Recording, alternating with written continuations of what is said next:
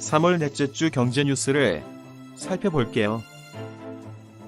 재난기본소득 10만원 지원에 경기도 시군 아따터 동참.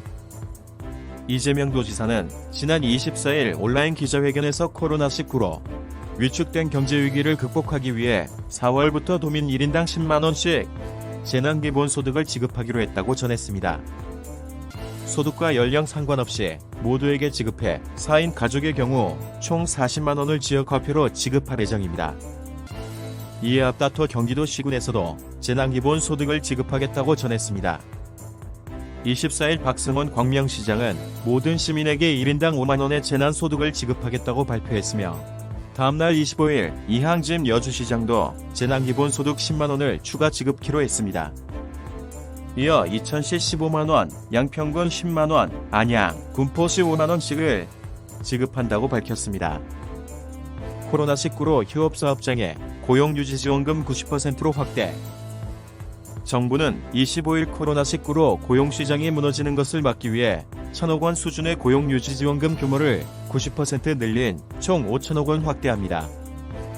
현재 일반 업종은 휴직수당의 75%를 정부가 지원하지만 다음 달부터 6월 말까지 90%까지 늘리기로 했으며 90%는 중소기업 등 우선 지원 대상 기업에 적용되는 한편 대기업의 경우 상한은 67%로 동일합니다. 정부는 상향된 고용유지지원금을 4월 1일부터 6월 30일 3개월 동안 실제 휴업, 휴직을 실시하고 휴업, 휴직수당을 지급한 사업주에게 5월부터 지급할 계획이라고 밝혔습니다. 한국은행, 무제한으로 돈 푼다. 한국판 양적 완화.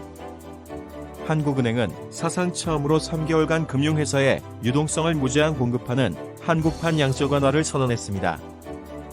한은은 26일 금융통화위원회를 열고 전액 공급 방식의 유동성 지원 제도를 도입하기로 했으며 다음 달부터 6월까지 3개월 동안 매주 1회 연 0.85% 이하 금리며 금융사들로부터 한매조건 부채권을 한도 없이 사들이는 방식입니다.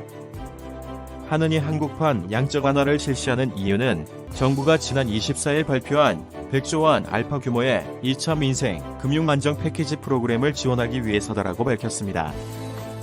한화손해보험 초등생 상대로 구상권 청구 소송의 사과. 한화손해보험은 고아가 된 초등학생에게 수천만 원 상당의 구상권 청구 소송을 제기해 논란에 공식 사과했습니다. 한화손보는 해당 소송을 취하했으며 앞으로도 구상금을 청구하지 않겠다고 밝혔습니다.